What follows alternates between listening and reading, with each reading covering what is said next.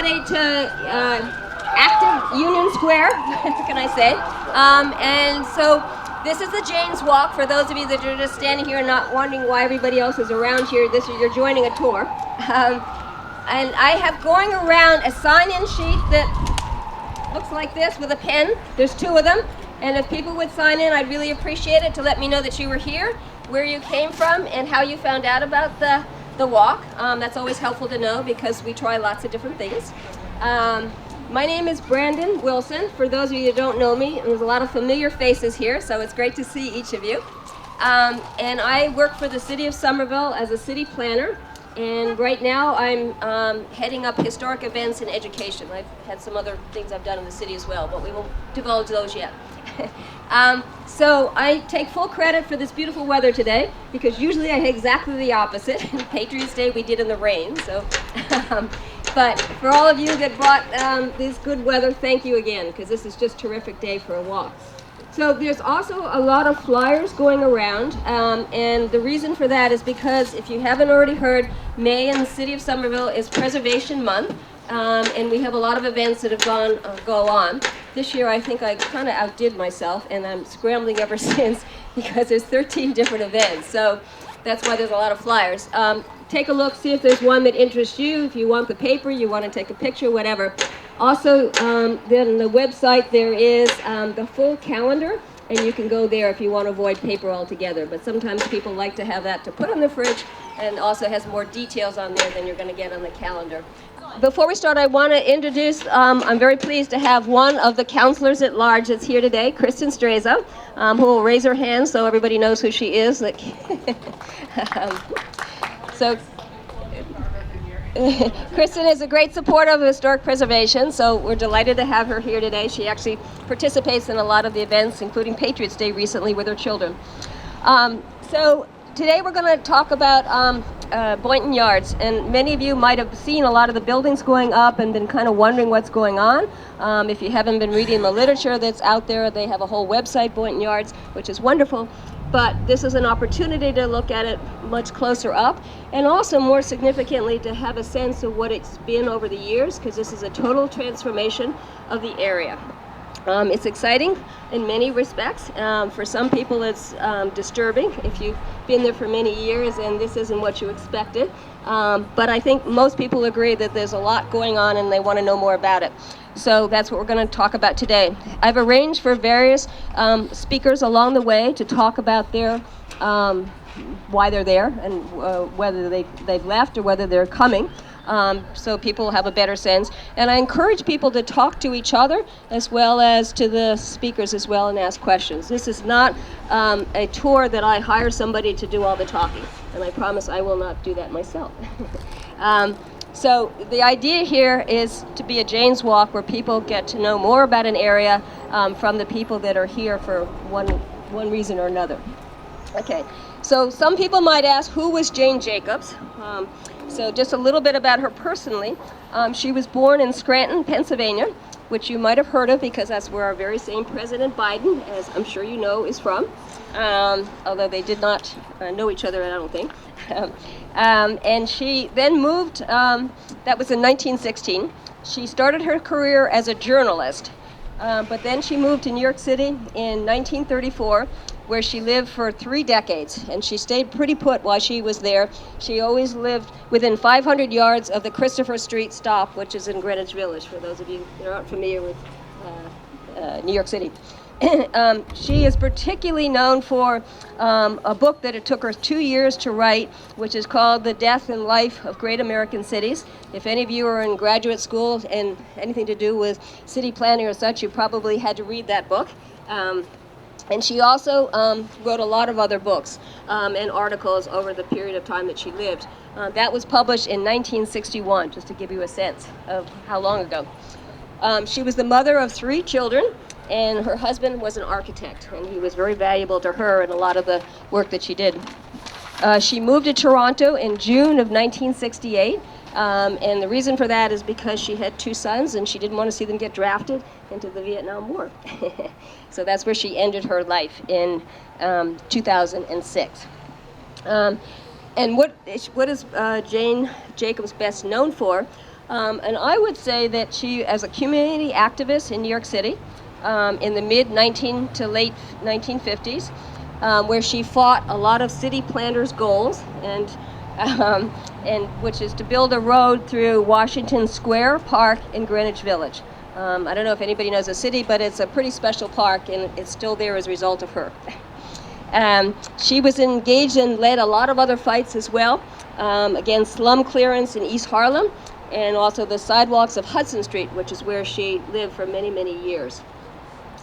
So some of the key principles and why we do these Jane's Walks, behind her beliefs that many other people have espoused as well, is pragmatism. Her ideas, she thinks ideas are fallible, and they need constant revision based upon one's life expectations and observations, which is what we will be doing a lot of today. She disliked top-down planning, and rather she promoted bottom-up approach based upon residents' input and their perceived needs, which is why I like people to talk together to find out what those needs are. She believed that cities and their economies thrive due to their diversity as well as their density. She thought that commercial spaces work best when residents and businesses work alongside of each other, that commercial spaces are kept small, and that they're connected to existing paths. And lastly, the commercial spaces offer a diversity of uses and services in a particular area. She liked, Jane Jacobs, the density of buildings with short blocks to promote people exchange. And she firmly believed that cities are incubators for innovation and new ideas. She also posited once that old ideas can sometimes use new buildings, but new ideas must use old buildings.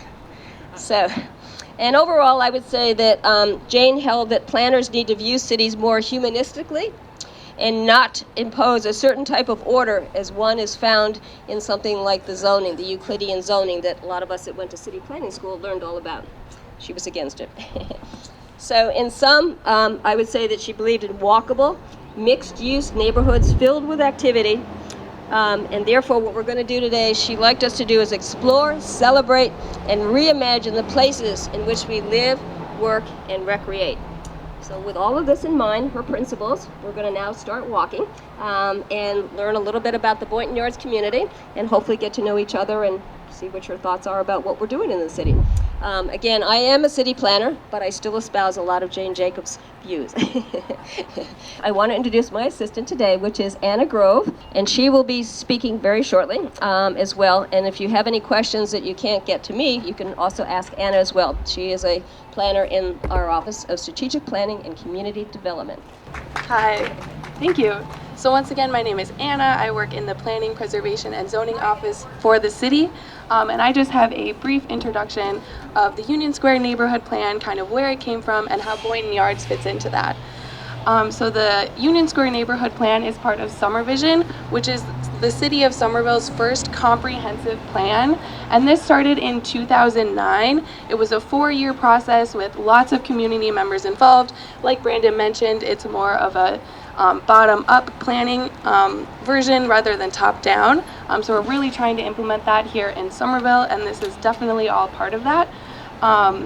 Involved many public meetings and different versions of public outreach. And the Union Square Neighborhood Plan, as part of SomerVision, started in 2015 and was adopted on May 5th in 2016. So we had an anniversary of it yesterday. And basically what this plan does is it puts policy before physical development, and it really wants Union Square to be a place for everyone. And it has goals in economic development, equity, public realms, so public spaces, housing, and mobility. And all in all, these changes in Union Square are to increase the connectivity of this community.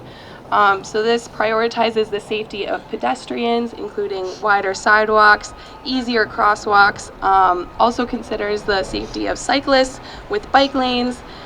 We also have better access to public transportation. The Green Line has recently opened, which is a huge success here for Union Square.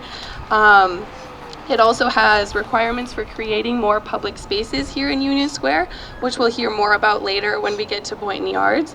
But one of the regulations is that 15% of private development must be public space. And then blocks are subdivided to create more human-scaled neighborhoods in Union Square. So these requirements prioritize the people that are living here in Union Square, and they're based on years of research and feedback from this community here. So this was adopted in 2016, so we're looking at 15 to 25 more years to fully implement this Union Square neighborhood plan. And now we get to how Boynton Yards fits into this. So Boynton Yards is a subdivision of Union Square. Historically, it's very industrial, which we'll hear more about, and it's still partly industrial today. Somervision identified Boynton Yards as a transform area, which means it's marked for redevelopment, which we'll hear lots more about, and that's why the Janes Walk is in Boynton Yards today. And we'll hear more about this from Andrew Gruminski, who is a city planner focusing on Boynton Yards from our office.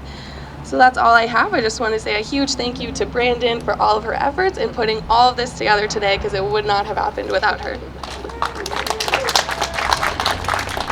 Thank you. I did see somebody else in the crowd that I need to introduce, which is Dick Bauer, who is on the Preservation Commission, for which I was the director for many years until I semi-retired. But he's here today with his wife, Roberta, who was on the school committee. So great to see you guys. For those that just joined a little later and might not have heard this, just really quickly, there's a sign-in sheet. I'd really appreciate it if you could sign in and let us know you were here and where you're from. There's 2 of them. Oh, thank you. Okay, great. Cindy is going to pass it around. And also there's lots of flyers about other events that are coming up if you don't want to go to the city website and find them. So Anna has done a great introduction to the Union Square and Boynton Yards in particular. Hey, we have a school committee members here. Yeah, Laura Patone is over here in the back waving her hand. So we're now going to head to the first stop, which is right down the street.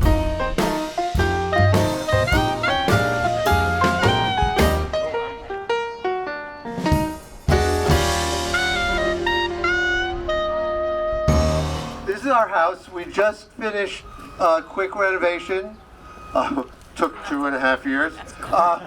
And we're in the midst of getting redoing the yard. It's going to be all native wildlife, all native plants. Right now the wildlife are the rats that are coming out of all the construction, but that's part of living in town.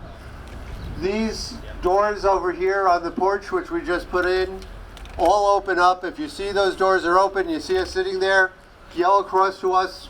Part of living in Somerville is talking to people and communicating and being part of the community. So the fence is going to be low. It will be a fence, but it'll be low. The doors open up. We get to be part of everything. And Cindy Larson is actually our architect on this project. So thank you, Cindy. So we moved here in 1984, and my mother in New York wanted to get us a housewarming present, and she went to an antique store. We knew we had an old house. We didn't know how old.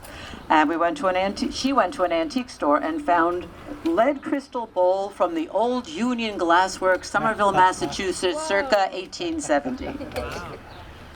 She had no idea, and we had no idea, that Union Glassworks was across the street. So, lovely coincidence. And this house was here then. As a matter of fact, this house was owned, one of the first owners, or the first people living here, was a foreman at Union Glassworks, which I'm sure we're going to walk by in a few minutes. So we have a lot of history here. They actually did these molds, which were then sent out to other glassworkers who ground them, and it became cut crystal. So that's why this is just very plain, nothing in it. And we learned that at the Somerville Museum when Brandon had a archivist, librarian from the Corning Museum in Corning, New York, come, and she said this was likely a blank that was then used. Union Glass shut down and left here, and eventually merged with what became Corning Corning glass and Corning. Actually, stupid glass. The sound, I know, it was just raspy. Anyway, Mike mentioned Nathaniel Dennett. The actual deed says this house was owned by Charlotte Dennett, free and clear from all encumbrances by her husband. It says that in the deed, which you can find at the Registry of Deeds. Great resources here. So we've got Beyond the Neck, which has a map from 1874, which has our house on it, and the footprint of, well, what we could have said several years ago, all the houses, the 2 on this side and the 4 on that side, all by 1874 were here. We've lost 2 of these houses, the second one and the one on the far corner, to develop it. They are now luxury condos. The remaining owners, we are trying to get designated historic to protect these houses from being converted into luxury condos. So it's a glacial process. We applied a year ago. We were told it was going to be several months. Everyone watch your back.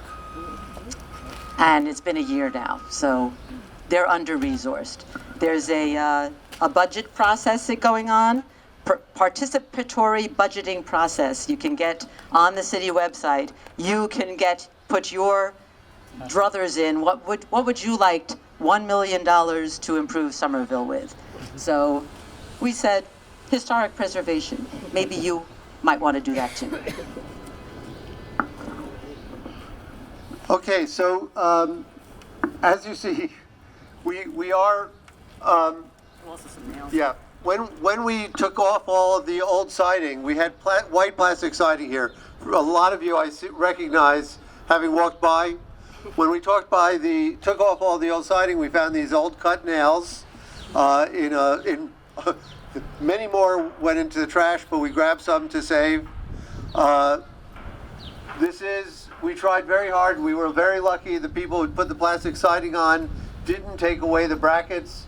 We did have to replace a few that had gotten rotted. We have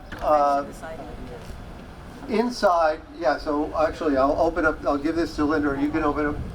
When Linda opens up the door, you'll be able to see inside we kept the original siding on the inside of the porch. It could not see, we were hoping to keep it, but it was not able to, it wouldn't have been weather proof in any way, shape, or form. So you can see that this all opens up. We have a little privacy when the sun's out, but inside there's the original siding on the back wall there. Similar to what we have to the siding that we put in, but wood. Any questions? I have a question. You mentioned the sun, and you mentioned the garden that you're working on, and you've mentioned development, including perhaps this one right across the street. What are the provisions in Somerville for protecting from shadows of larger buildings?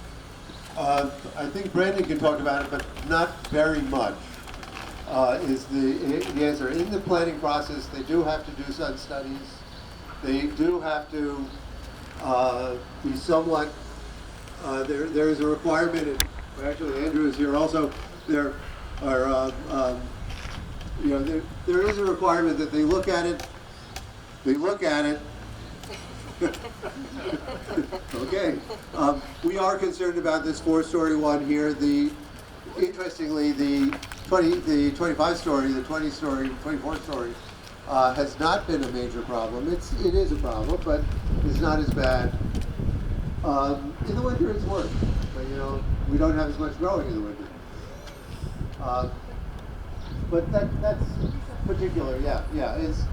And then everyone should know that right over here, and certainly Andrew knows about it, they are putting in a third transformer here in the yard, and in exchange for that, they are promising to, Eversource is promising to do a much more neighborhood-friendly screening around the new transformer for noise and around the whole property.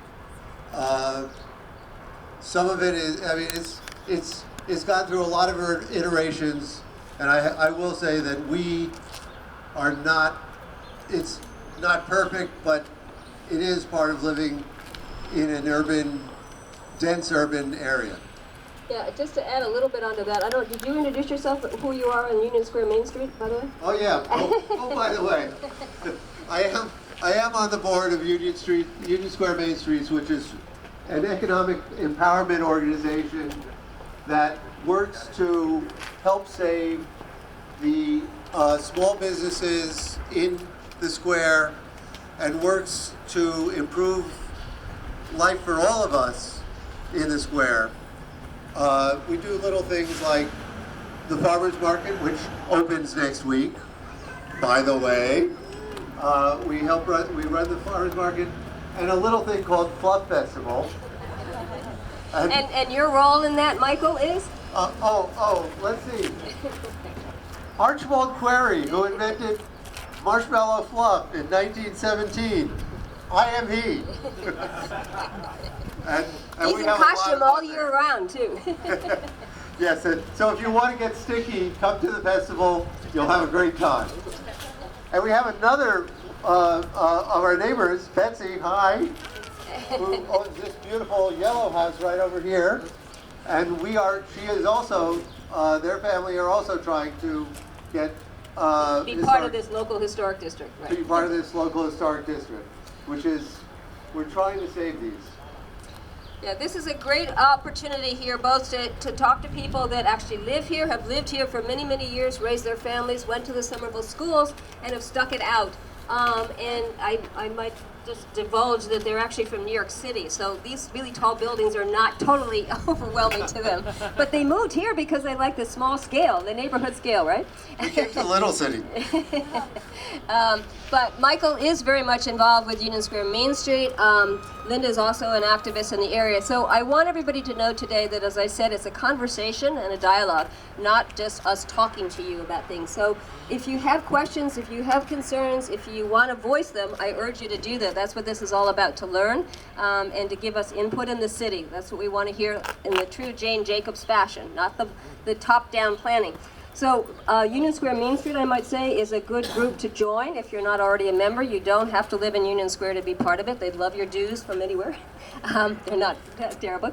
And then also we have a neighborhood council here, Union Square Neighborhood Council. There are they're not all of them in there, counselors now, is another one to talk to. And then as Linda mentioned, there's actually even an opportunity under current Mayor Ballantyne to voice your opinions about how you'd like to see the city spend its money. So there's many other opportunities to voice your concern. And Paula, yes? I think that the important thing about this walk is perhaps the feedback to Boynton Yards. And so I am interested to hear from these folks how they felt their input was valued in the creation of this, and how we can learn from you how our voices can be valued in the creation of whatever's over there.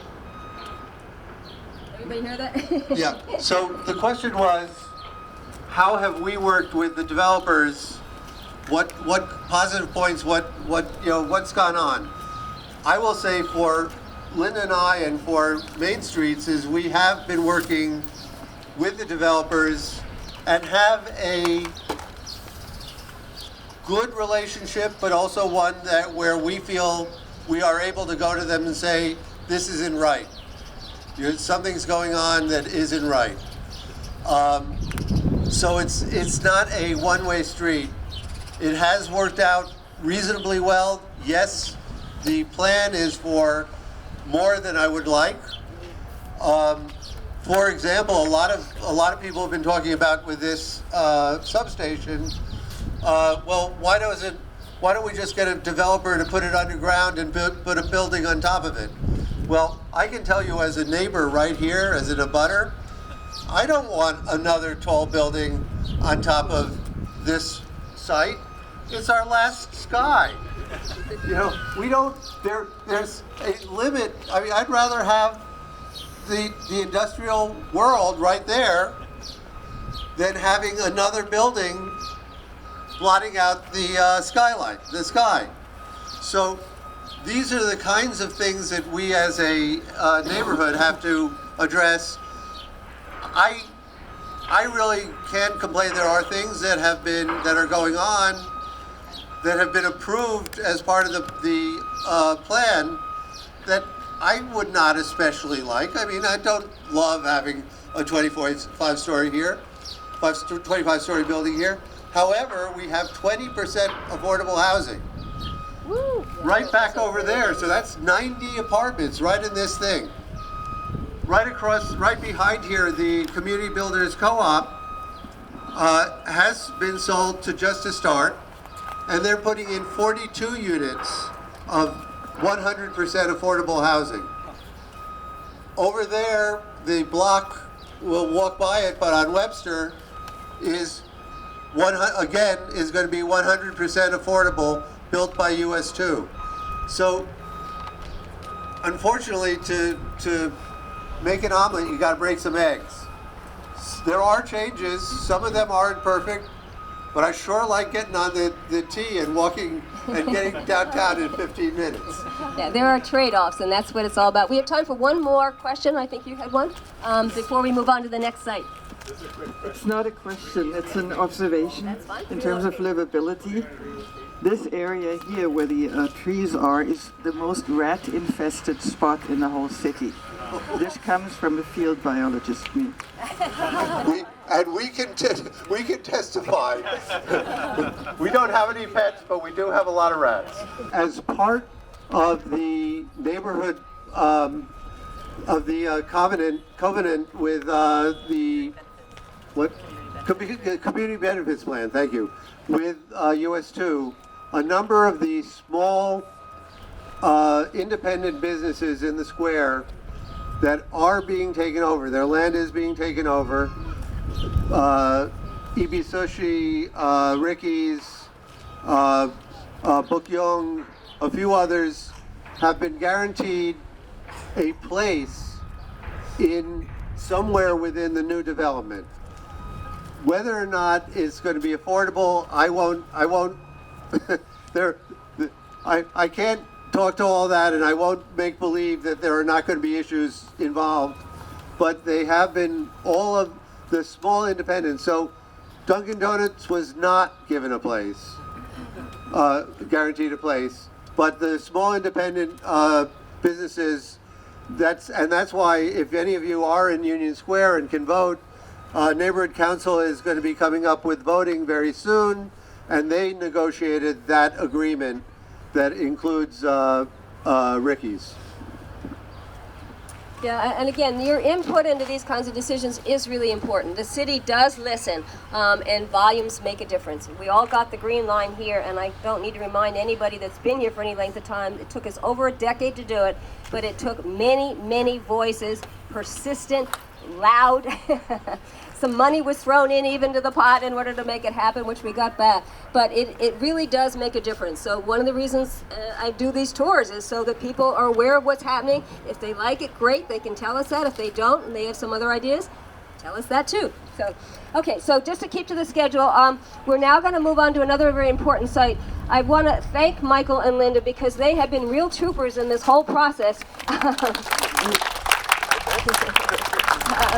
And as well, yes, and we're really hoping that we can get this designated because this is preserving an important part of the city's history, and that's what a lot of this historic preservation, it's not saying don't tear anything down, it's saying let's preserve those parts of the past that are significant to our history and our evolution. Don't lose it, and a house like this and the others around here are very much a part of our past, the working class that grew up in the city and that really made it to what it is today. So I hope you'll speak to your counselors and let them know that this is important to you because they're the ones that are going to vote on this. After they get a recommendation from the Historic Preservation Commission, it goes to the City Council and the mayor to sign, and this is an extension of a local historic district they called an LHD, just to give you the acronym, that actually starts up the street at 14 Everett Street, was designated 15 years ago, or even longer. And what we're doing is potentially is expanding that district to include some more houses that are still intact and actually quite an inspiration here. If you had seen this house before, you could really appreciate how much time labor and some funds went into this, all on their own, and they've really kept with it. So we want to help protect that. So again, your voices matter. So the next site we're going to go to is Nissenbaums. And for those of you that have lived in the city for any amount of time, you know that Nissenbaums is an institution in the city that is disappearing. And they're going to talk about that. So we're going to walk now down to Nissenbaums.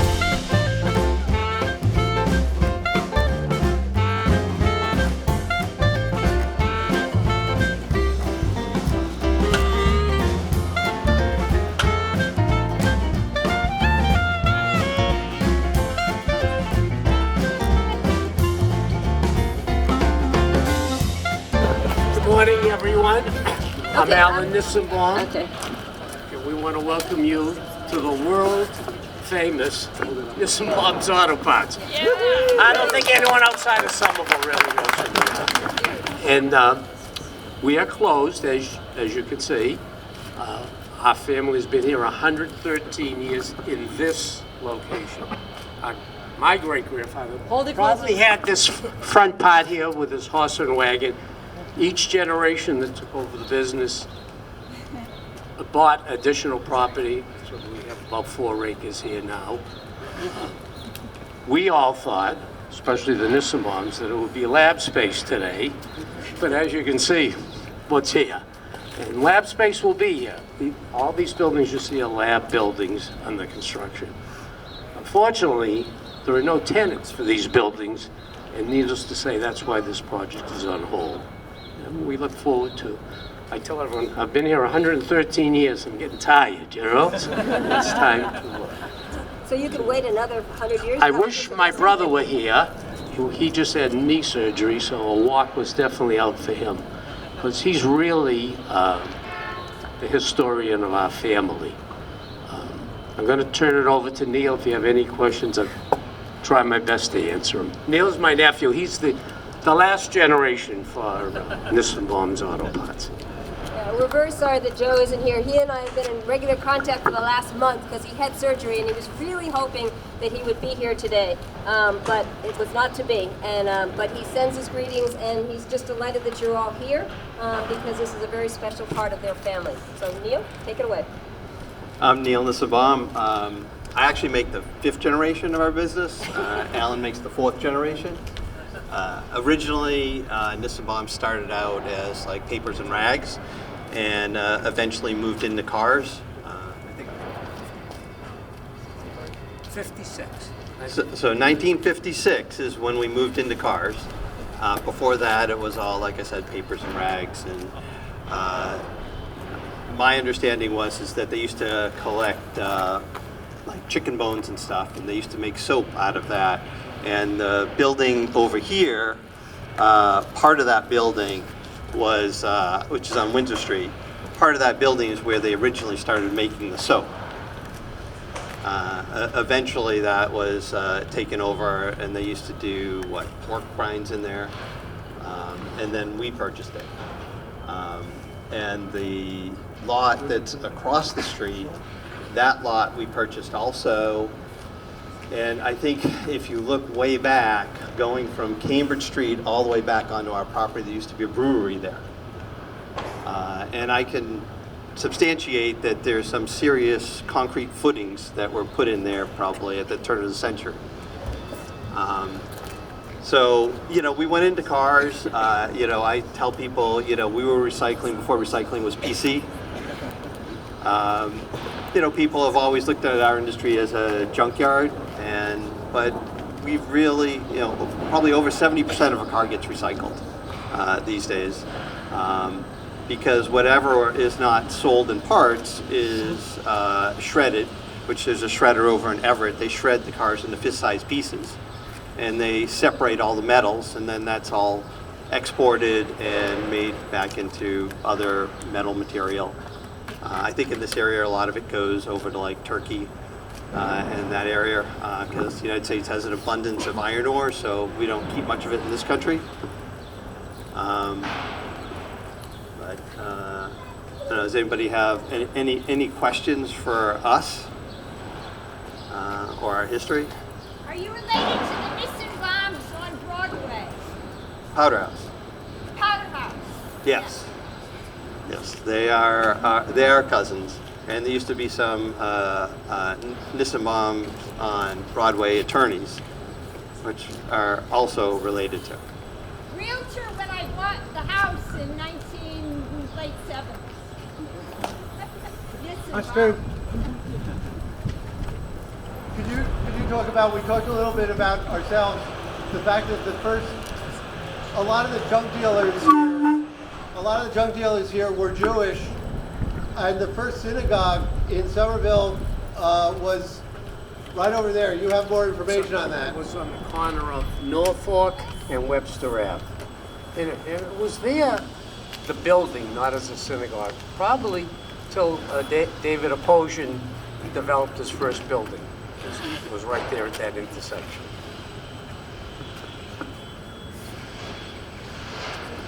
Are there any other questions here? Yeah. Okay, yes, please. Yeah, so the name Nissenbaum came up because I remember on Car Talk, Click and Clack would mention you guys, so I don't know if you have anything to say about your relationship with them. Nothing good to say about that. Actually, my father and my uncle, when Car Talk started, they used to be on the show every so often. And my understanding is that a lot of the prep for that show was the walk up to the booth. Tom and Ray, Click and Clack, they are pretty much, if you ever met them and you hear them on the radio, same as what you hear on the radio. Yeah, that's exactly how they are. Great guys. Your mother too, right? I have a question. We were talking a little bit about, we saw some cobblestones peeking through the asphalt, and you mentioned horse and wagons. Do you know if there were like rail tracks through here that you guys used, or that were just nearby? Railroad track. On Webster Ave, there was a trolley that actually went down. I'm going to say to the early 50s. It would come up from Union Square. I'm not sure where it went. But in the Boynton yards, of course, because there was a lot of slaughtering of cattle and whatnot, there were a lot of railroad spurs. I don't think there's any there now that you could see. There actually was a railroad right where Taz's driveway is in the back here. The railroad tracks came right into there and came right up to the building there. And this whole area, like Alan said, used to be all railroad tracks, if you look way back. Not only that, this whole area was filled. Filled, you mean like Landfill. Yeah, because the Miller River used to come to probably somewhere where that building is built, which used to go into the Charles River. So they actually, my understanding is they took the top of Prospect Hill and brought it down here. Which is why we had to put the flagpole up there so high in order to represent the original height of the hill. The mast that is there is from the ship, but that's supposed to represent the 70 feet that we lost. Yeah. Yes? I just want to say that my favorite T-shirt in my T-shirt collection is a Nissenbaum Kosher Auto Parts T-shirt. Thank you. So can I ask a question? So this property is going to be labs?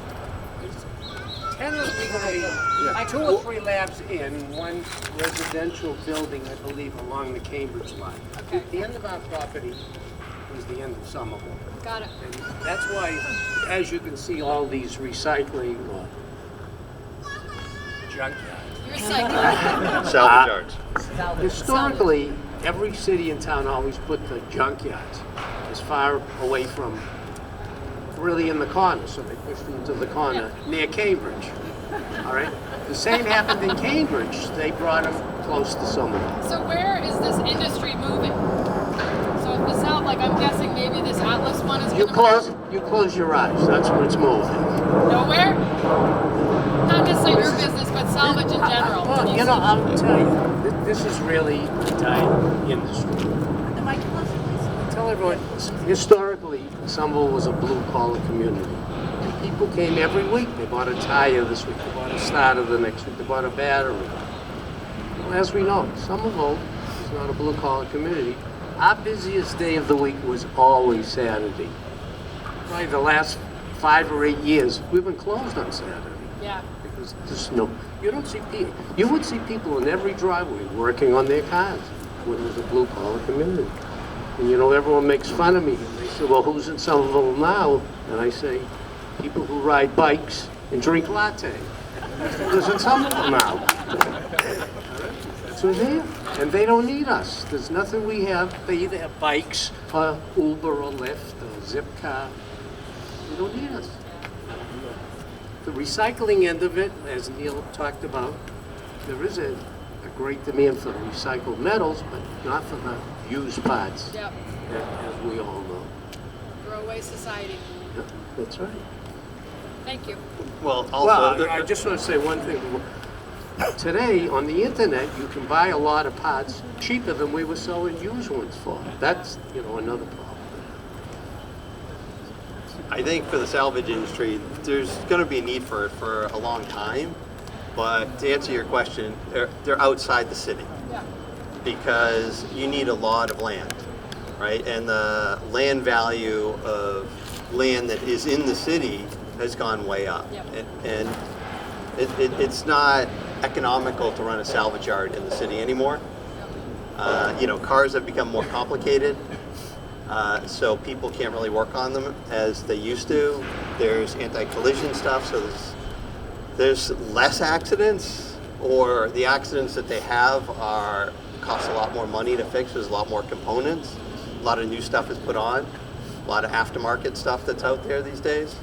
I mean, I think that not only our industry, but the repair industry, the body shop industry, there's just going to be a lot less, and there's just going to be a lot bigger people around doing it, because there's still going to be a need for all of it. But the right people have to do it, because it's not that a backyard mechanic can work on your car anymore. I can't tell you how many times I've walked down this street. I certainly didn't know your history, so thank you. And I have never, until today, noticed that amazing, I'll call it a sculpture, up there. Are you salvaging any of this? Did the Somerville Museum use it? This is precious history. We having pieces of it, and just having a building here, a new building is going to erase all that history. So I encourage any salvaging that can be done. Maybe US2 can, JB, the lobby. can put it in a lobby. Yeah. That's an excellent suggestion, and it is something that we always encourage when any demolition is done in the city. And Dick Bowers here, as I said, is on the Preservation Commission. One of the things that we negotiate before they do the demolition is to retain some of that history, whether it's an artifact, whether it's some kind of sign, or something that tells about the history.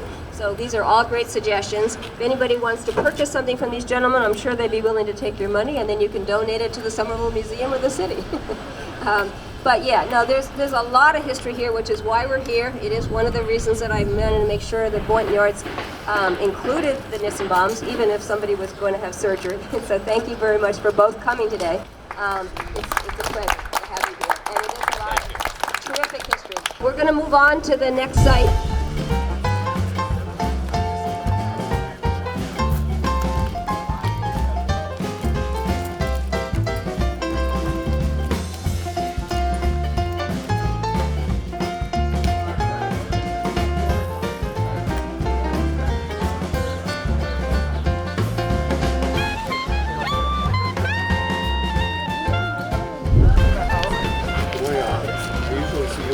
Okay, this is a totally different stop, but very much a part of the Boynton Yards in the recent past, not going back as far as 113 years certainly, but something that the city has been very much involved in helping to create and sustain, done by Groundwork Somerville. And I'm going to let Leah and Saladin, who are our speakers today, to talk about it. So thank you so much for being here. It's a beautiful day, so I gave you a good excuse to. Yeah. And if you want to work on a farm, they're always looking for volunteers, by the way, so give you a plug. Thank you. So yeah, hi, I'm Leah. I manage the South Street Farm, and... Oh yeah, and hi, my name is Sal. I'm on the board of directors for Groundwork Somerville, and I was a youth actually when I was like 17 years old working for Groundwork, so I've seen quite a bit since 2009. And this farm was actually, we had purchased the lot over at South Street 1, which is over there, in 2011. And then we had a ribbon cutting in 2013 to kind of commemorate a bunch of really exciting things happening there. Then expanded over to 2014, becoming one of the largest the only urban farm, actually, I think in Massachusetts, to grow over 2,000 tons of food for residents, farm to table. So really exciting, really amazing space. And Leah's going to show you a little bit about some of the things that are happening here. And also, just what was the dates, just for the perspective? We started this as Pioneering Somerville. When? Yeah, so this was in 2011, and like I was going through like my old emails as a green team supervisor, just remembering like watering the farm and doing all these things, and the city was so excited about it. We had all these different generous donations from like community members and businesses that loved the idea of having an urban farm right in the heart of Somerville. And from us going from a little space over there, which you'll see, to this huge, massive space that, we would employ over 20 to 30 teenagers every summer to go and learn about this kind of stuff. It's amazing. And so those dates were 2011 when we purchased it. 2013 was the ribbon cutting, where we unveiled our rainwater system and our bike watering system on the other farm. And then in 2014, through donations and everything, we expanded to this lot as well. Thank you. And Leah's more recently here, but she's very passionate about it, so she's done some homework, I know. So yes. Sal has been here since literally he was in Somerville High School and since graduated, and he's stuck with us. So thank you, Sal. Of course. Yeah, so I'm just going to give you guys a sort of brief tour of the farm. We don't need to go over there, but if you look over there, we have a little picnic area, and all of these tulips here are for our pollinator garden. Also, if you see a couple of raised beds over there, we have an intern that's working on creating a mushroom farm as well. So that's something exciting that's happening. And then, yeah, I guess here, I'm going to go over here to point things out. Come. This is our compost pile, which is very important for us. And if you look over there, you can actually see we have 2 hives on the farm as well. We have beekeeping volunteers who keep them for us. And we have some pea plants in front of them because it was figured out that if you have some vining plants in front of the bees, they don't actually, go towards you while you're working in the garden, and they're really great for pollinating the garden as well. You can see here we have a couple of more standard raised beds like you might find in any sort of home garden. But these raised beds here are actually really cool because they're made out of street cuttings from Somerville itself, so it's like recycled sidewalk curbs that make up this farm. And it's also interesting because it means that we can practice row farming here rather than just raised bed farming. And if you look out to these rows, you might see that there's sort of like a darker chocolatey almost color over them, and that's because we actually get free mulch from Taza as well, from their cocoa bean husks, because after you roast cocoa beans you get their husks and you can't use them for anything, so they were just paying for compost, and now we take some of that in order to use as mulch for our farm. It's a really great mulch, although you can't use it if you're expecting to have dogs in the area, because of course chocolate is bad for dogs, but it works for our farm here. I was just going to say, if you also look over here, these murals, it can kind of present a little bit of the history of groundwork. So that first one on the far left, that was actually from my team back in 2009. I think we got it 2012, maybe 13, 2015. So you can see all the youth, they came and they learned about these farms and learned about the city and the transformations. And they actually envisioned what the city could look like in the future. So you can see things like windmills, and you can see lots of green spaces, and these are the kind of things that we would educate the youth about while they're hands-on working on the farm and getting passionate. So just interesting to see all the history. And we have plenty more murals too, but yeah, these are just a couple of them from the past. We actually are doing the MA Fresh grant right now, so we're having, I think it's around 15 or so school groups come to the farm for field trips, ranging from grade 3 to seniors in high school, and trying to make the farm accessible to the community as a learning tool as well. So yeah, here are the lettuce plants. They're just about ready, which is very exciting. It's kind of our first crop of the year. Woo! This greenhouse is a more recent addition, but it has a rainwater catchment system, and it's actually a community greenhouse as well, which means we have a group of volunteers that come in here and grow seedlings for themselves and for us. And if you're interested in seedlings or in planting any of your own food, we are having a seedling sale, not today, but in a week from now, next Saturday. So I would definitely encourage you all to come out to that. We're going to have a lot of great seedlings grown for us by a farm out in Dorchester, actually. When is the seedling sale? Next Saturday. Yes. Yeah. You can find all of our events on our website. So we just overhauled the website. It's really fancy now. So just check out the website, go to the events page, sign up to volunteer for anything. We have like lots of different volunteer opportunities, from working on the farm or like doing workshops or educating the youth, working in the school systems. You can kind of learn about like all of the different programs that we run here in Groundwork, and there's endless amounts. So we never have any shortage of volunteers. It's always about like, how can we get the community members involved and find more opportunities for them. So definitely come by to the seedling sale. I think it's on Porch Fest, so I'll also be playing music too. I'll bring my guitar out to the farm. We just had Earth Day last week, I think, or like a couple weeks ago. So, and that actually marks, I think, 10 or 11 years of like Earth Days at the farm. 'Cause, like I was saying, we started this in 2011. I remember 2013 we had an Earth Day celebration. I was looking at a flyer from that, and now we just had 2023's Earth Day celebration at the farm. So really exciting how many events we've done since then. Do you want to talk about, I didn't miss it, you just said about the future for this site and what's happening next? Yeah. Or, Yeah, well, the future, as you know, it's a lot going on here, and we're kind of in the heart of all of the development. So, I mean, we have to be like really grateful in the sense that the city and the developers have been really working with us to try to find us a new space for the farm. But unfortunately, we will have to move. So we'll be losing a lot of that history, a lot of the the youth that worked here, that that kind of got their roots here, so to speak. But you can't really get rid of the history of Groundwork from just the space. It's embedded in the people like me, people like Leah, who are passionate about the organization, and people who've been involved for decades. So I think that Groundwork has been around since 2001, I believe. So it's been over 20 years. Mayor Joe just gave us in 2020 our 20-year excellence award for being a service to the community and helping our low-income residents and residents in general.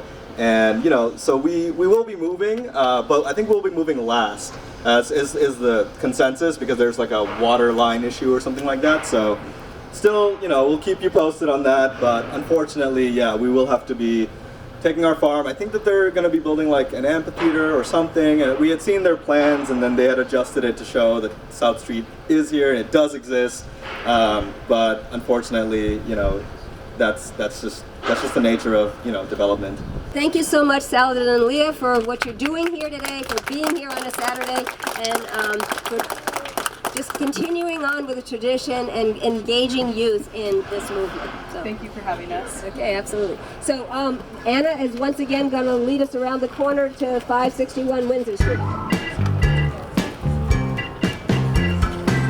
I've had my office here about 10 years, and the owners at that time said they would only, I said I want a 10-year lease, and they would only give me, like three years. Tell them what you do. Because they have the intent that they were going to sell the building, or the investors were all aging, getting to a point where they were ready to get out of this, and so I just hoped that it would stick along. So I'm an architect, and my office is up on the top floor. And actually, we have a collective of a number of different small design and companies. So it's more of a co-op, co-working space, and it's not drop-in like many of us have had our desks set up for many years.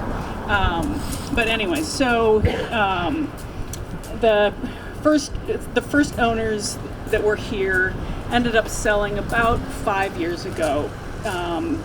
And the mix of tenants when I moved in here was really interesting and fantastic. There was a cabinet company, QRSTs has survived, Taza certainly has survived. They were threatening to kick us out as soon as my lease was up. Bay State Fencing was here, and a number of different artists, and a photographer, excuse me? Well, General John had their restoration here. And it was a really great mix of tenants. And they had all been here a long time. And unfortunately, some of the long-term ones couldn't make it here, because boy, do they have some good stories about this neighborhood. It was, there was a cabinet maker, and man, they were here for many, many years. And when it was a pretty rough area. anyways, so about 5 or 6 years ago, a company bought it that's based out of Newton, and they came in and said, we're turning it into .com, like computer, we're going to turn it into a more techie building. And they kicked all of the really cool businesses out.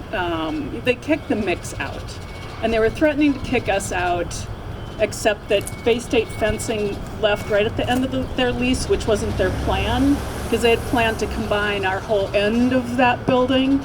And so once Bay State moved out, then he said, okay, we'll rewrite your lease. And boy, did our rent go up a lot. That one hurt. It hit right when the pandemic hit, and so people were moving home. And that bill was a tough one to pay. Anyways, about 2 years ago, DLJ bought this building, and even if they were here, I would still say this, they've been fantastic to us. They've been fantastic to work with. I really like what they're doing overall with the community. They came in here, they've sponsored the Union Square Market for 5 years. Last December for the holiday stroll, they provided the shuttles free of charge to shuttle people around in their buses so that they could cover a greater area. They also had a little tent set up. When the pandemic hit, once Somerville didn't have a place they were shut down, and DLJ said, we have a parking lot. Come and do, you can do your shows here. And so they gave them a venue to be able to, have their shows. So, maybe not everyone agrees, but I've been really happy with what they've done. When I moved in, we had Gentle Giants trucks and everything down there. They were a great neighbor. There was a scaffolding company across the street here where this building is under construction was the Jam Spot, and that was hard to lose. That one was difficult to lose just because there's so few recording spaces in the city. And I don't know what else to say. I've enjoyed being here. DLJ has really they're doing a lot of work on the building. They've closed off an area of our office. They're looking at putting in new windows and really refurbishing this. But it's not their intent to tear this down. Like the Parts and Crafts Kids program is here now, and they're going, this building is kind of going to help fulfill their arts requirement for this development that's happening. And one thing that I do like about all of this development is it really ties Somerville and Union Square in with Cambridge, because it was always, you'd run into this industrial area and you'd turn around and, go the other way. And actually I've lived in Brick Bottom for 20 some years, and I didn't even know this area was back here until an architect friend had a lunch and learn, and we came to the lunch and learn, and I was like, well, what's this building? Well, what's this area? It was like I didn't even know there was anything here because I never went down South Street. So anyways, any questions? I think that's all I have to say. Any questions for Cindy? Yeah, what is I know there is some kind of makerspace arts kind of requirements on what percentage or Okay, I'm going to hold off on that question. And this is for Cindy. Thank you. You did a very nice job of outlining some of the uses that were here before. I do want to put in a notice about Gentle Giant. I did invite them to be here today because even though they've left as of a lease that was up in March, they were an integral part of this neighborhood for probably a couple of decades. They employed a lot of local youth and local people as well, and DLJ was able to keep them here in their trucks and such so that they could still collect the young people that actually work for Gentle Giant who couldn't get out to their new location in Winchester and now another location. So but they have vacated this area, and but they were very much a part of this. They took over that whole area behind us, which is a little hard to see now, but there was a lot of trucks over there. And there, the Gentle Giant is that purple trucks with a big giant foot on it. You've probably seen around. So I'm delighted to say that you can ask a lot of very detailed questions to the person that is actually responsible for a lot of this development down here, who has graciously agreed to come in on a Saturday morning to be here, which is John Fenton. He is the developer of this area and has been very involved, as you gather, with a lot of the very good things that are happening in this area, and responsible for the master plan and such. And I know things have been changing over time. He has an amended permit in right now. Okay, so we're going to move one more time down to 101 South Street, which is where the development actually occurs. Hi everyone, Andrew Griminsky, planner with Planning, Preservation, and Zoning, part of the Office of Strategic Planning and Community Development with the city. I have been the case planner for most of the development you see going on here for the last 2 years, not including 101 South, but 808 Windsor, 495 Columbia, which is just over there, as well as the master plan special permit. So just to give some background on sort of the permitting process on the city side, the Union Square neighborhood plan was passed in 2016, as many of you are aware, which has led to development we're seeing today in Boynton Yards. Boynton Yards is a sub-area within the Union Square neighborhood. When that was passed, which was a predecessor to SomerVision, which called for a neighborhood plan, and ultimately those two documents led to the overhaul of the zoning in 2019, which has enabled this development today. Boynton Yards specifically has its own what we call the master plan overlay district. Boynton Yards specifically has its own sort of sub-area, its own regulations, which really enable this to happen. John can talk more about the city side and their involvement. He's actually been much more involved than I have since he's been here for a while. I've only been here for 2 years, but it's great to be involved with this process and actually see 3 buildings up in 2 years, which is an accomplishment. So it's really cool to see this neighborhood evolving. The Boynton Yards Urban Design Framework is basically the design or urban design regulations, making sure that the policies and basically the vision of Union Square neighborhood plan happen and are implemented. Outside of permitting, probably the biggest thing that has enabled development here is the Green Line extension, which of course is really making all this transit-oriented development happen. Same with the stuff that's happening in Union Square with US2, the developer for all the D parcels. So today, the permitting process for these buildings is quite extensive compared to other jurisdictions, not just in Massachusetts, but I would say the country. First, there's a master plan special permit that needs to be sought if you want to develop with the specific standards. It allows development incentives, including there's no density caps, no height limitations, for example, also other relaxed dimensional standards. But in lieu, the developer needs to provide 20% civic spaces, a certain amount of arts and creative enterprise uses.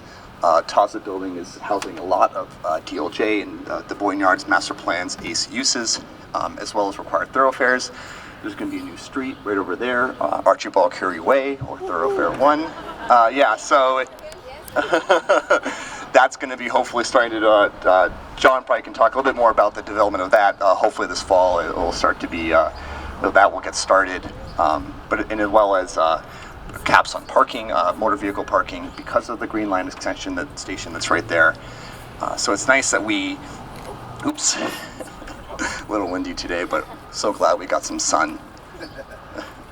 After a master plan special permit is sought, each building actually has to go through its own site plan approval process, which again requires two neighborhood meetings, design review with the UDC, and Tim Talon's here, he's on the UDC and has provided great input for the development here.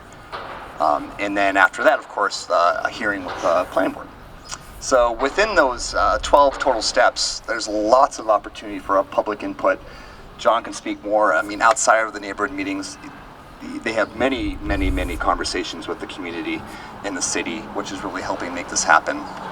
And as today is, in honor of Jane Jacobs, I just wanted to say, she really strives for calling out planners, and especially, with urban renewal historically. So I want to say, if you live in Somerville, be involved, We want to hear your voices because this is how we get this development to happen. It's inclusive, and so the proper mitigation measures are taken.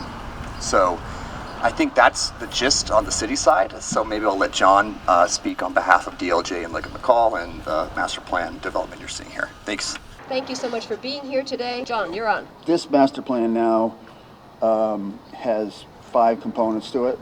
The building that you see right here is to my left, which is fully complete and fully leased and occupied. 900 employees in there now. The second building, 808 Windsor, will be done in 2024. And this building here also is approved by master plan special permit, but also has site plan approval. So the other 2 buildings that we have in this is a residential complex in the back, which may not look like this when it's complete, and another lab building behind this building that you can't see and isn't shown. Both of those require site plan approval. So at the end, there will be probably 350 to 400 apartments and about 1.3 million square feet of lab space plus 100,000 square feet of arts and creative enterprise space. That will be 3/4 of which will be housed in 561 Windsor, and the rest will be spread around these buildings. So things are slowing down a little bit, unfortunately, because of the economy and the recession and Ukrainian war and supply chain and costs and interest rates, and it's a challenging environment right now for us and anybody that's probably in business. It's a pretty broad problem that we hope will change over time, and we'll be back at it. Right now we're trying to lease this building. If we get some good leasing on it, we'll start with the next building, but if we don't, things will continue to slow down. There's over 2 million square feet of space right now being under construction within a mile of this location, and very little of it's leased. So we're all in for a little bit of a challenge. Demand has really slackened, and investment into biotech is slackened, and then we have interest rates and recessions and all of that. So we're confident that things will change and we can continue, and we're into it for the long haul for sure, and looking forward to moving it forward. Anybody have any questions? The South Street farm, is that what the green I'm seeing? Yeah, so this land here would be part of what is South Street Farm right now, and I can, that actually is land that's owned by the city right now. Behind that is obviously land that's owned by the Nissenbaums, and so this. Just so you know, John, the Nissenbaums are right here. So. No, I know. We talked. Yeah, no, and so that's a future transaction, and in order for that road to be relocated here, the Nissenbaums would have to be involved in that. Right now, this is the existing South Street, and the future South Street would cross behind that fence and go to the left of that white building over there. But that's not part of the plan right now until the future development proceeds.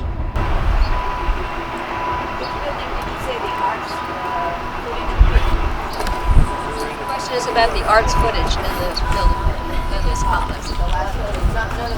This is the Taza building right here, which is almost 100,000 feet, 95,000 square feet, and all of it is being dedicated to arts and creative enterprise. And we're finally getting some traction actually with leasing, converting some of the existing tech users that maybe grew or maybe left and replacing them with arts and creative enterprises. We're working on a lease with the city to do a dance studio. We just did a lease with Parts and Craft where they do daycare and creative arts for kids, and a number of other artists that were either being displaced or couldn't find space. So we're finally getting some penetration there, and Olivia's really the miracle behind that exercise, and she's doing a great job. John, just so you know, before we came here, Cindy Larson, who's of course right over there as well, just spoke about her tenancy in the building and how she was able to stay on there with with your help and some of the other tenants that have been displaced. So if you can comment on any of the ones that are there now and what your expectations are for the future as the new owner. Yeah, I mean, our expectation is really to fulfill the requirement that's provided in the zoning, the new zoning ordinance, where 10% of all commercial space has to be set aside for arts and creative enterprise. And we like that, actually. I think it's better to have a consolidation of that in one building as opposed to sprinkling an artist around some lab space. I mean, I think it's just a little bit awkward.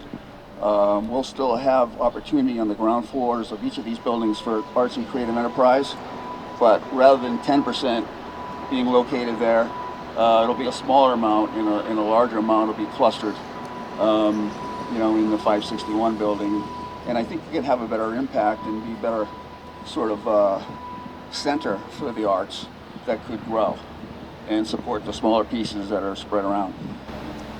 John did not go to city planning school and so did not read Jane Jacobs' books, but he's very much espoused a lot of that. So just like Andrew and I were just saying, and I said at the beginning of this tour, a lot of the principles she had are in effect here. So thank you, John. And Andrew wants to say something.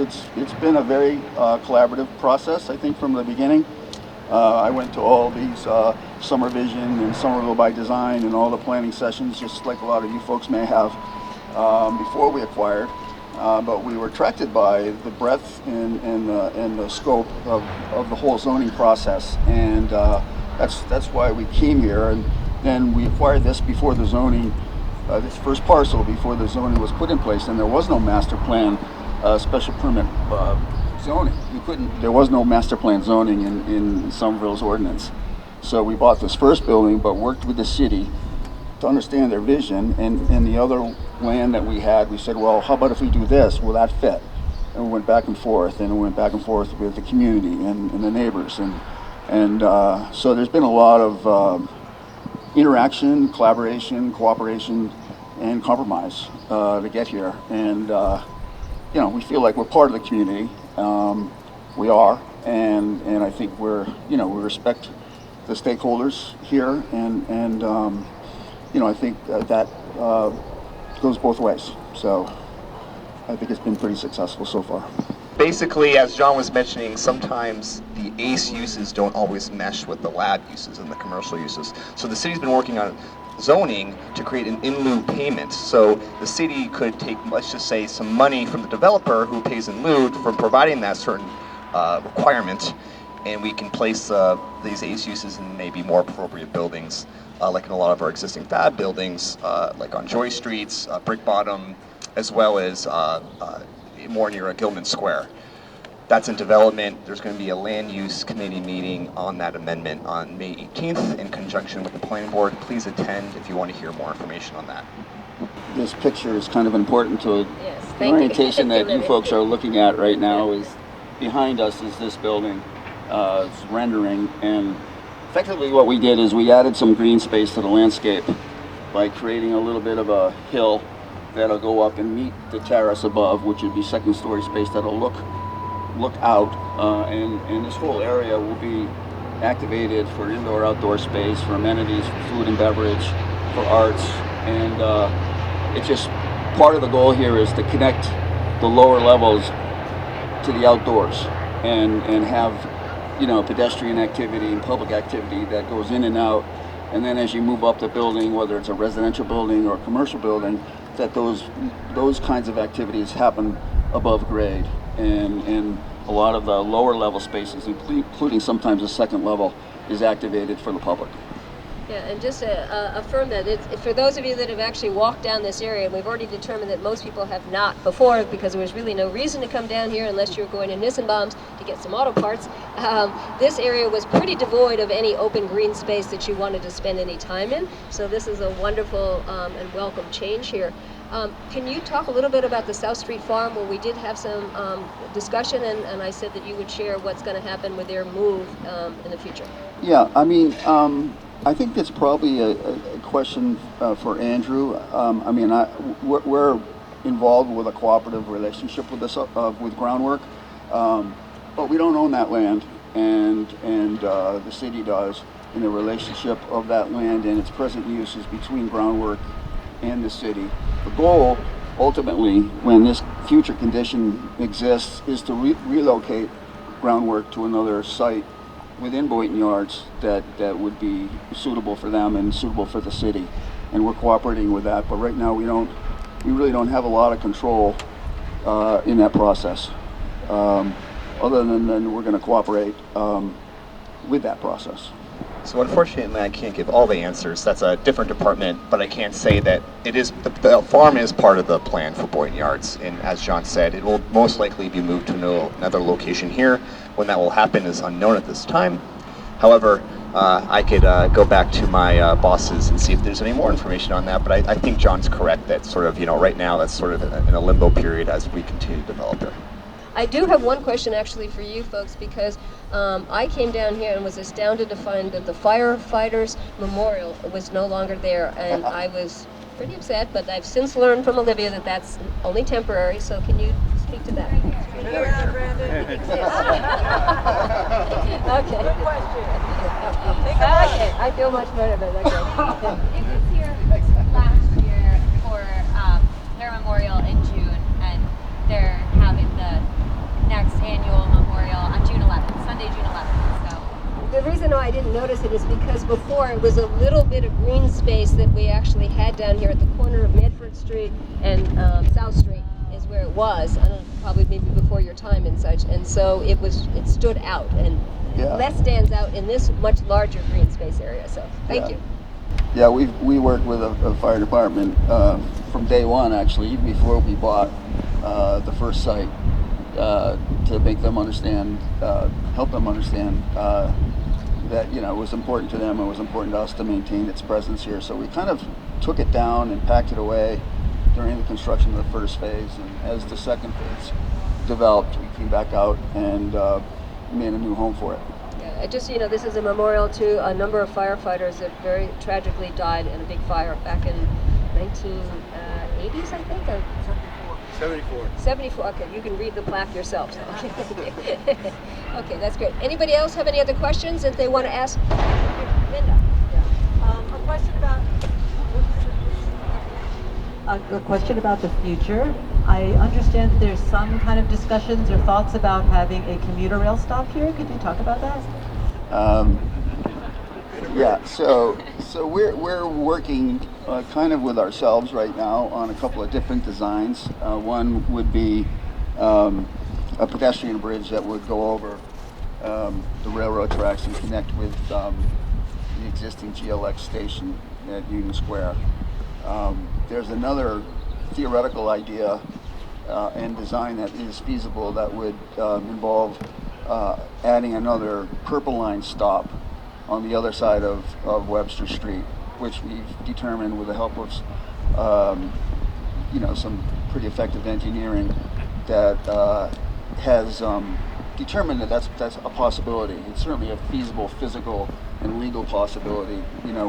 Our next step is to talk to the MBTA and Transportation Department, DOT, and get, it makes a lot of sense. I mean, at the end of the day, with all the buildings that are being built here, the ridership would be enormous.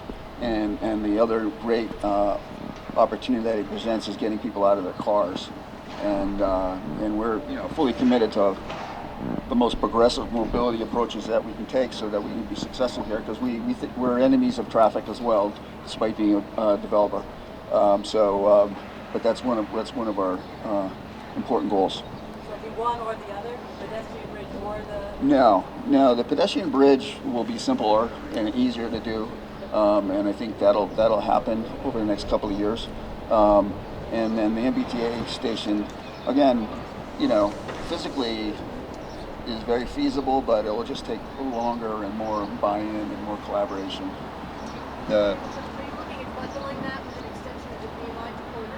Well, so that's part of it. See, those are one of the complexities, and it would be simpler not to be honest. But there's stakeholders that also want that, and the width of that rail right there is somewhat of a limitation.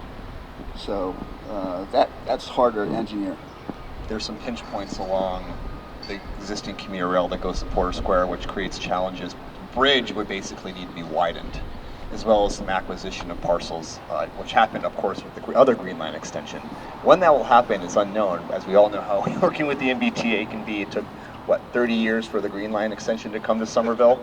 So, fingers crossed. But I can tell you with the bridge potentially across the right-of-way, which you can see on that rendering, kind of. What's your Avenue Bridge? No, from the new Green Line station to Boynton Yards, every one of these parcels that touches the right-of-way has a condition in their permits that cannot, so development cannot preclude the possibility. So as John was saying, that's very much probably a possibility and will likely happen in the next couple of years, which is going to be a big change and opportunity to bring people directly to Boynton Yards instead of walking all the way around. And what about a commuter path along the train? That's also, conversations are also happening with that. But John can speak a little bit more. Yeah, again, we're a proponent of that, and we have that in our sort of schematic plan. But in order for it to be effective, other developers have to also, contribute to it or somehow connect it. There's some great connectivity behind our site here, getting over to Medford Street and eventually across McGrath to connect with the community path. But also, even more exciting is the Grand Junction rail line over the next couple of years is going to get completed, and that connection is probably 50 yards from the end of South Street in Medford. So it's kind of exciting. Another bike traffic question. This area is kind of between Kendall and Union. Are there any plans to improve the bikeability between those two places? The bikeability? Is that what you said? Yeah. Bikeability? Connection from Kendall to Union here. Well, the Grand Junction will do that.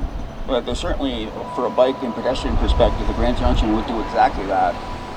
But in addition to that, the roads surrounding us and the roads within Boynton Yards are all going to have bike facilities, protected bike lanes or shared bike lanes and pathways. So it's all in progress, and we're before our buildings are occupiable, those improvements will be done within Boynton Yards. But you have to cooperate with others outside of Boynton Yards, and the city's got some work to do, and other developers have work to do. But I think there's a overarching commitment, I think, to trying to increase pedestrian and bike access, as well as private shuttles and improve bus lines as well. The MBTA has redesigned its present bus line routing, and over the next couple of years that will be implemented by them, which we think will help as well. This is an opportunity to have some dialogue and to give us input, i.e. the city planners that are here today, and the developer, because your voices really do make a difference. We do listen. John, as he said, is very receptive, as well as the head of the development team, and Olivia. So if you have some concerns or things that you want to suggest, this is the time to do it, or certainly going forth in the future. J.T. Scott is the counselor for here. I did reach out to him, but he was not able to come today. But there are lots of different avenues. I already mentioned the Union Square Neighborhood Council. Michael is representing Union Square Main Street. And thank you again for the support of the market. You're welcome. Yes, at the last site you were given lots of kudos for some of the things that you're helping to support in this area, so we do very much appreciate it. But again, I want people here to feel like they do have an opportunity to give feedback and input into the city and to John, and we will continue this conversation inside. Now that the construction has started, it seems like very appropriate timing. Again, thank you so much, John and Olivia, for being here today, Andrew as well, and all the other speakers.